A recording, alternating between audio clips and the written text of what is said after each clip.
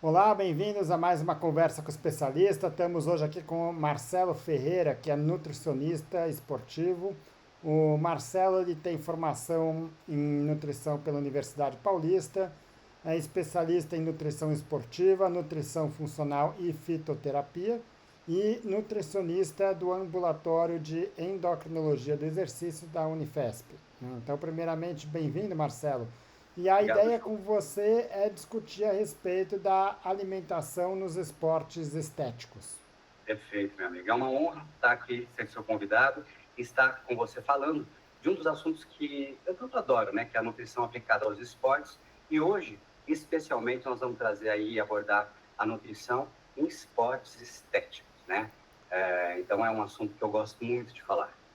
Ótimo, então vamos lá, só para entender, quando a gente fala em esportes estéticos, são alguns esportes que prezam de fato por ah, uma estética mais magra, né? Então, especialmente balé, ginástica, os diferentes tipos de ginástica, nado sincronizado, nado artístico, né? Que não é mais nada sincronizado, Isso aí. saltos ornamentais, isso alguma dessas modalidades, né? Que Isso. valoriza um corpo muito magro. E a primeira questão que a gente sempre vai ter aqui é até onde que é possível perder peso sem perder a saúde. Boa, boa, João. Bom, primeiro eu quero pautar aqui, lembrar, mostrar para as pessoas que não conhecem, os esportes estéticos, eles são aqueles em que a avaliação do desempenho do atleta, ela é baseada não apenas na execução técnica, mas também na apresentação baseada, artística e harmonia de movimentos e de estética de uma forma geral, né? Geralmente esses esportes, João, eles incluem elementos de graça, ritmo, expressão corporal, e a gente, como você acabou de citar, a gente tem aí os principais esportes estéticos, como a ginástica artística, né? Que é executada com aparelhos como solo, barras assimétricas, a ginástica rítmica, realizada em aparelhos como fita, argola, né, bola, a patinação artística, o polo aquático, a ginástica acrobática. Esses esportes, João, eles exigem alto nível de preparo físico e artístico, além de um forte componente subjetivo na avaliação das performances desses atletas. Né? Então, a gente tem que pensar que, assim, a alimentação nesses esportes, ela deve ter um equilíbrio energético adequado, né, de macronutrientes, micronutrientes, uma hidratação também adequada, que a gente sabe que a hidratação, a desidratação pode afetar o desempenho, aumentar o risco de lesões, né?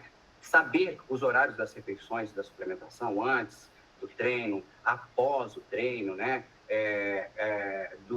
Antes do treino, pré, o pós e durante o treino, riscos de distúrbios alimentares, né, devido à pressão estética que essa modalidade impõe, e a suplementação adequada. Né? Então, a alimentação nessa modalidade, ela deve ser adaptada à rotina de treinos, de competições e descanso, além da gente respeitar, João, a individualidade biológica e as necessidades específicas de cada atleta. Né? Então, o acompanhamento de um nutricionista esportivo é fundamental para garantir a saúde e o desempenho desses atletas. Então, até onde é possível perder peso sem perder a saúde nesses tipos de esportes estéticos? A perda de peso, João,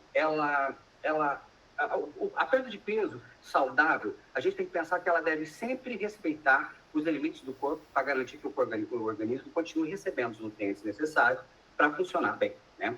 Então, essas modalidades, onde a composição corporal pode influenciar no desempenho, há uma linha muito tênue, amigo, entre o peso ideal e a performance e o risco de saúde.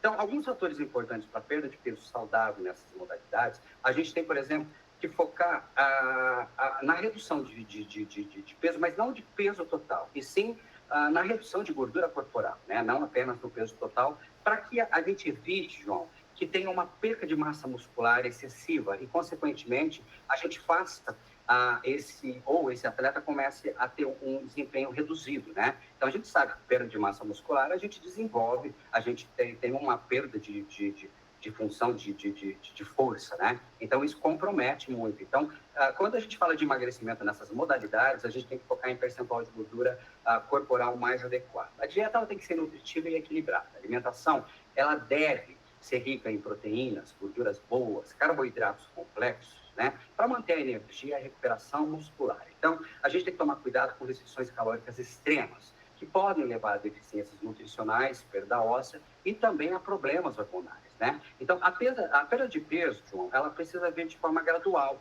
O ideal é que tenha uma redução aí para esses atletas entre 500 gramas e 1 quilo por semana, para evitar efeitos negativos como fadiga extrema, perda de massa muscular e, consequentemente, a redução do desempenho no esporte, né? E temos que também ter um acompanhamento profissional, nutricionistas, médicos esportivos, psicólogos, ajudam, que podem, de repente, tentar ajudar esse atleta a encontrar um peso saudável sem comprometer a saúde. E ficamos também aí ligados, João, em sinais de alerta. Se houver fadiga, fraqueza, tontura, perda, por exemplo, de menstruação, amenorreia, compulsão alimentar ou queda de desempenho, então aí a gente sabe que é um sinal de que a restrição está sendo um pouco severa e um pouco excessiva demais, né? Em resumo, a perda de peso em esportes que valorizam um corpo mais magro, né, deve ser feita com cautela, planejamento e com suporte profissional que garanta que o atleta continue forte, saudável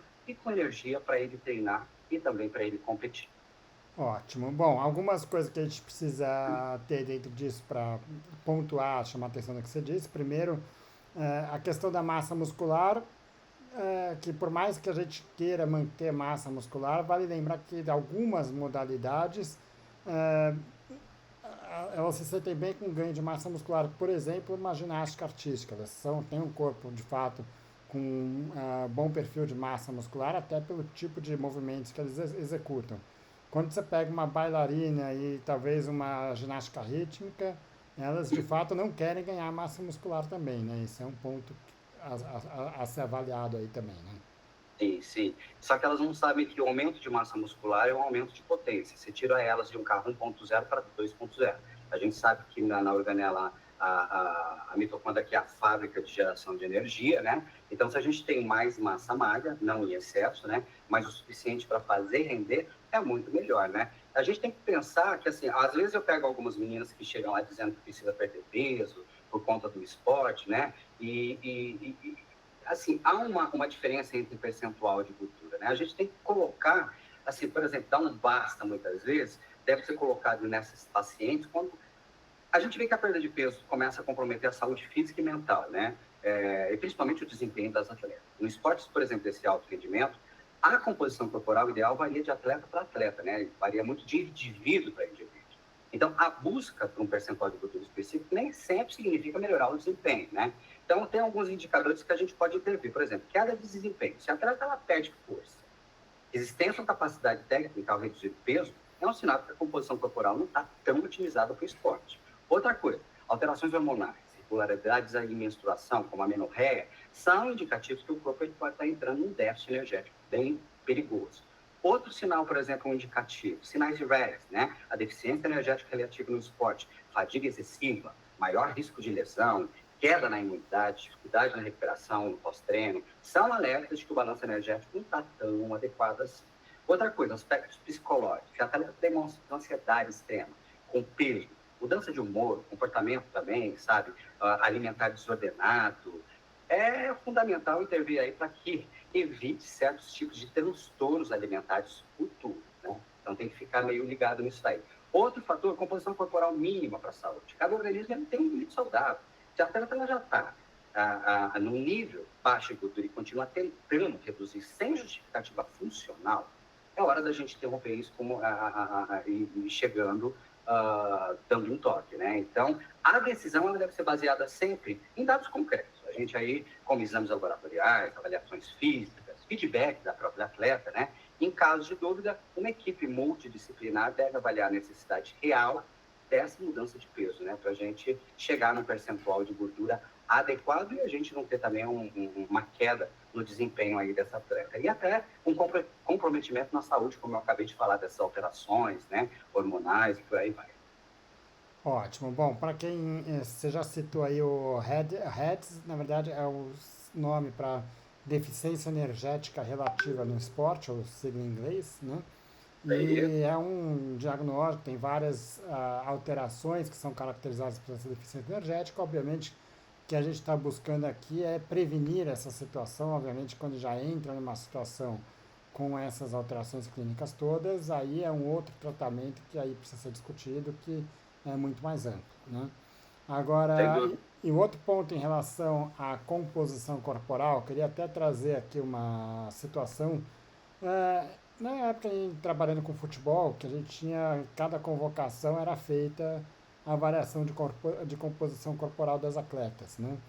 E de fato, assim, você querer classificar essa composição corporal de tá bom, tá ruim, para atleta, e especialmente nesses esportes estéticos, isso não funciona, né? Então você vai ter uma mulher, uma menina, uma mulher que está ali com 16% de gordura, e que se ela cair para 14, para 13, ela vai perder desempenho, né?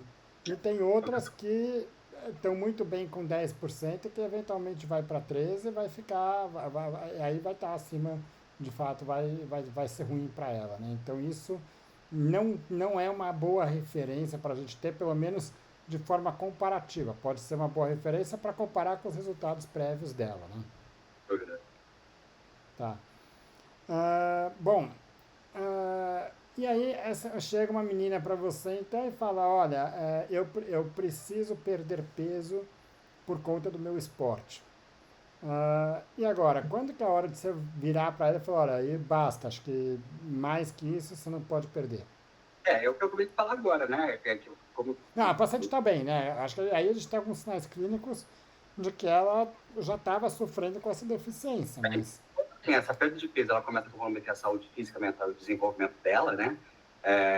Então a gente precisa intervir, né?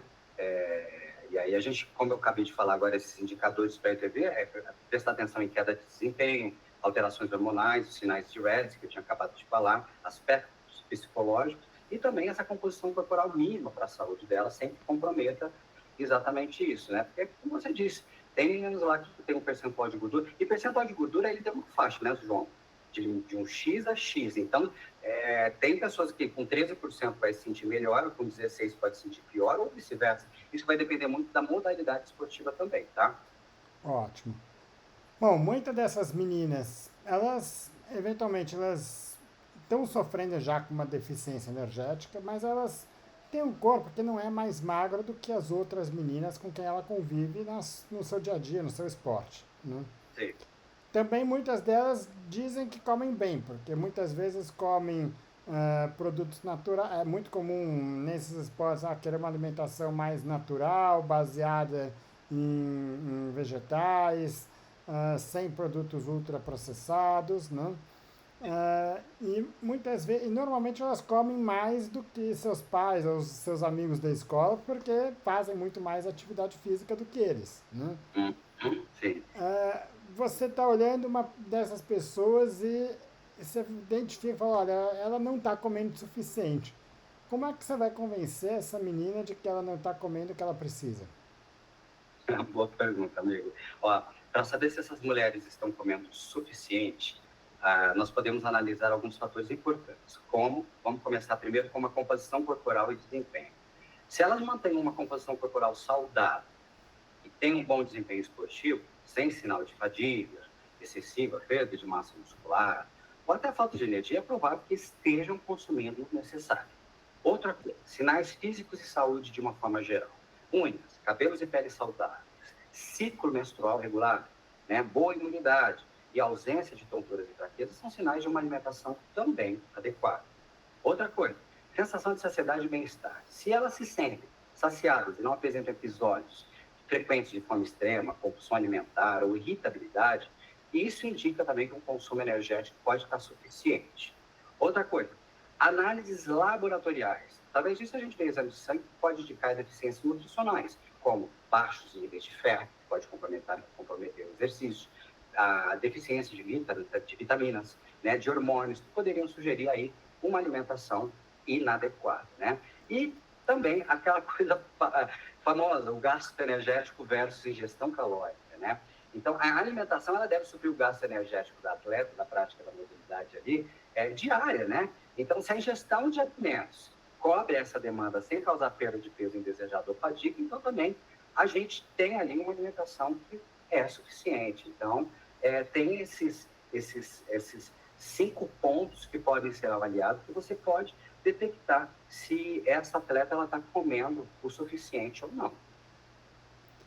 Ótimo. Bom, um outro ponto é que muitas dessas atletas, elas, por mais que além de restringir a quantidade de alimentos, elas acabam tendo escolhas alimentares que nem sempre é as mais adequadas, né? Tem que lembrar também que muitas dessas atletas são jovens. E por que eu falo isso? Estou falando de atletas de alto rendimento. Como regra geral, as modalidades que a gente está se referindo aqui são modalidades em que as pessoas atingem o pico de performance muito cedo na vida, né? Então, bailarina, ginasta, nado, artístico, são esportes onde as pessoas atingem seus picos de performance, às vezes na adolescência ainda, né? Onde Sim. ela talvez tenha uma certa dificuldade de compreender todo o processo alimentar e as necessidades alimentares dela, né? E Uhum. muitas vezes a pressão que tem externa, né, de treinadores, de colegas de treino, de família, muitas vezes faz com que elas se sintam constrangidas em comer. E é muito comum.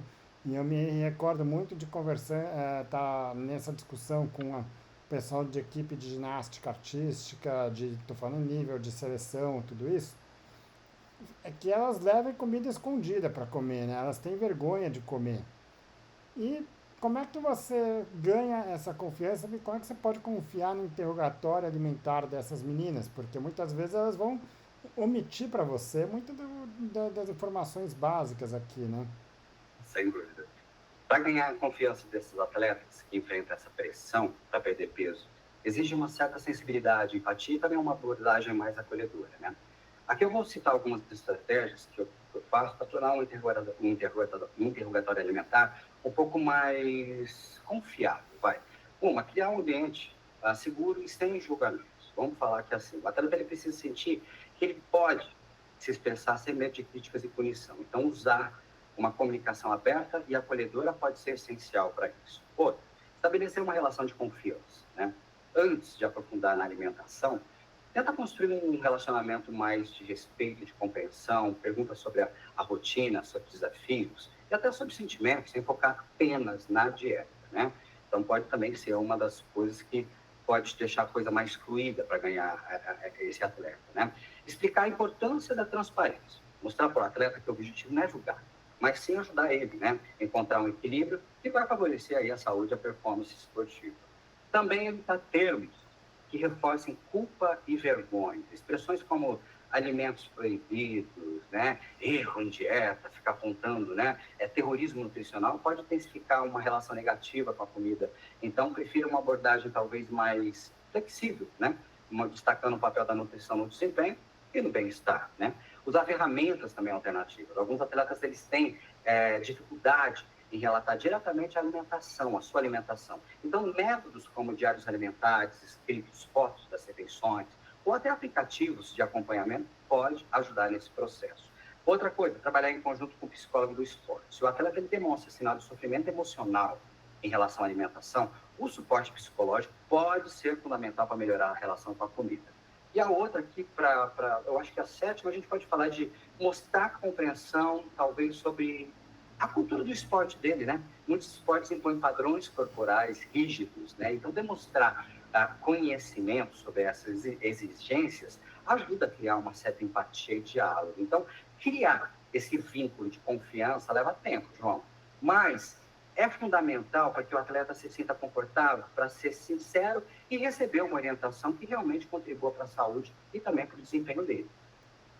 Ótimo. Na maioria das vezes, essas atletas, elas acabam tendo que fazer, quer dizer, elas têm que entender a alimentação e fazer as suas escolhas, né? Não é uma coisa que ela vai ter um controle tão grande no dia a dia. Então, quer dizer, é saber que o nutricionista ele não está lá para dizer o que ela vai comer, mas para ajudar ela a melhorar o que for possível ali, né? É uma equipe, é um trabalho em conjunto, né? Ótimo. Na verdade, ali, quando nós temos que falar assim, que Alguns atletas, por exemplo, problemas de alguns atletas pode estar relacionado tanto à quantidade quanto à qualidade, João, né? Então, eu estou falando de escolhas alimentares. Muitas vezes, a busca pela perda de peso leva, talvez, a uma estratégia inadequada, como restrição excessiva, dieta desequilibrada, consumo de alimentos de baixa qualidade nutricional. É comum que atletas que desejam reduzir o peso, eles cometam esses erros de cortar drasticamente calorias, né? Carboidrato, que é a principal fonte energética no esporte, sem considerar a necessidade de nutriente essencial ali para o desenvolvimento esportivo. Então, acaba se fazendo uma loucura, né? Então, além disso, algumas estratégias populares aí levam ao consumo excessivo de alimentos ultraprocessados, de baixo valor nutricional, que pode comprometer a recuperação muscular, a energia disponível e a saúde geral desse atleta. Então, portanto, além de quantidade, a qualidade da alimentação é um fator crítico para garantir um emagrecimento saudável e sustentável, sem prejudicar o rendimento esportivo desse atleta. Ótimo. Bom, você já começou esse vídeo aqui falando que esse limite entre o que é saudável e o que não é, o que já é excessivo é muito tênue, né? Numa atleta, especialmente numa atleta de alto rendimento, né? Sim. E já discutimos outros dois aspectos. Primeiro, da deficiência energética, os sinais da deficiência energética, e também o fato de que muitas vezes elas estão despenhando já num nível muito alto e com treinamento, cargas de treino muito altas, numa idade ainda muito jovem, né? E aí gera uma outra preocupação, que é todo o desenvolvimento físico que acontece durante a puberdade, né? Então a puberdade é aquele momento em que a mulher é marcada muito pela menstruação, mas o momento em que o corpo da menina se transforma numa mulher e que o menino se transforma num homem, né? Então existem aí várias transformações físicas, não é só crescimento em altura, né? E isso demanda energia também, né? Que tipo de preocupação que isso gera, né? Quer dizer, de você estar tão no limite ali do que é saudável. Tudo bem, está saudável, mas está ali muito no limite do saudável numa pessoa que está nessa fase em desenvolvimento. Pois é. A abordagem dessas meninas deve ser cuidadosa e multidisciplinar, e deve envolver treinador, nutricionista, médico, familiar, né, psicólogo. A gente pode falar de algumas diretrizes fundamentais para isso, principalmente nessa fase. Educação nutricional, João. Ensinar desde cedo a importância da alimentação equilibrada, explicando de forma acessível como os nutrientes afetam o desempenho esportivo e o crescimento, né? O acompanhamento profissional. O nutricionista esportivo, ele deve criar planos alimentares individualizados, garantindo que as necessidades energéticas do crescimento e a prática esportiva sejam atendidas. Priorizar a saúde em vez da estética e o peso. O foco deve estar ali na performance e no bem-estar, evitando pressões estéticas que possam levar a um distúrbio alimentar nessa atleta, nessa jovem atleta, né? Treinamento consciente, técnicos e preparadores físicos devem estar cientes das particularidades do desenvolvimento infantil e evitar práticas extremas de perda de peso, né? Como a gente vê por aí. Diálogos com a família é essencial. Os pais devem estar envolvidos para reforçar hábitos saudáveis e garantir que a alimentação da criança seja adequada em casa ou fora de casa. Monitoramento médico, irmão. Consultas regulares para avaliar indicadores de crescimento, saúde óssea, desenvolvimento hormonal, são essenciais para evitar complicações a longo prazo. Então, o principal objetivo aqui, eu vejo, é que deve se garantir que essas meninas cresçam saudáveis, desenvolvam uma relação positiva com a alimentação e consigam sustentar a sua trajetória esportiva sem comprometer a saúde delas, né? Ótimo. Um ponto que você levantou aqui, que é o último talvez que eu queria colocar, é a questão da família, né? Porque quem trabalha com esporte de alto rendimento e esporte de base, muitas vezes é fácil perceber como em muitos casos o sonho, né, da glória esportiva está talvez mais enraizado nos familiares e nos pais do que na própria criança, né? Então é aquele pai que fala, olha, para você ser um bailarino, uma bailarina, ou para você ser uma ginasta olímpica, você vai ter que sofrer, você vai ter que passar por certas privações, né? E a própria criança, ela cresce, né, já desde às vezes de 5 6 anos de idade ouvindo isso, e é muito difícil para ela assumir que aquele sonho é mais do pai do que dela, né? Até porque as vontades e desejos e tudo nessa idade de puberdade, adolescência, muda muito, né? E como é que você aborda essa questão familiar, né? Onde às vezes os pais não estão tão dispostos assim a colaborar, né? É, boa pergunta, amigão. A pressão da família no esporte de alto rendimento, especialmente ali em jovens atletas, pode ser tanto um combustível quanto um peso insustentável para eles, né? Quando os pais eles projetam seus próprios sonhos nos filhos, isso pode gerar uma cobrança excessiva, né, João? Principalmente em relação à alimentação e ao corpo, né? Levando a transtornos alimentares e muitas vezes, amigão, a problemas psicológicos graves, né? Então, no caso dessas meninas, a pressão é ainda mais intensa, porque o padrão do corpo para elas, ideal, muitas vezes entra num conflito com as necessidades físicas do esporte. Então, muitos pais e treinadores focam em um tipo físico específico sem considerar a individualidade e a saúde da atleta, né? O que pode prejudicar o seu desempenho e também o bem-estar a longo prazo. O ideal seria que as famílias apoiassem suas filhas no esporte de maneira mais equilibrada, garantindo que a alimentação seja voltada para a saúde e para a performance, e não para atender padrões estéticos e reais, né? Então, o diálogo com o nutricionista, psicólogos, treinadores qualificados é fundamental para evitar que essa pressão transforme um sonho, talvez, aí, em um sofrimento, né? Ótimo. Só para complementar isso que você estava falando, ah, é muito difícil, às vezes, a gente prever com 6 com 7 anos, como é que vai, quais serão as condições físicas dessa pessoa quando ela tiver 15 16 anos, as características físicas, né? Então, nesses esportes que envolvem talvez uma exigência de um padrão físico muito rígido, né? É comum, por exemplo, um ginasta que de repente cresce muito e não vai desempenhar talvez no melhor performance, né? E do mesmo jeito tem pessoas que vão desenvolver fisicamente de uma forma que talvez não atenda aos padrões estéticos desses esportes. E aí não tem jeito, né? Quer dizer, é entender que não adianta querer brigar com a anatomia, né? Quer dizer, aí é a questão de olhar talvez o que você pretende, ela pode continuar no esporte, mas talvez se ela queira o nível máximo de rendimento, ela pode precisar mudar, né?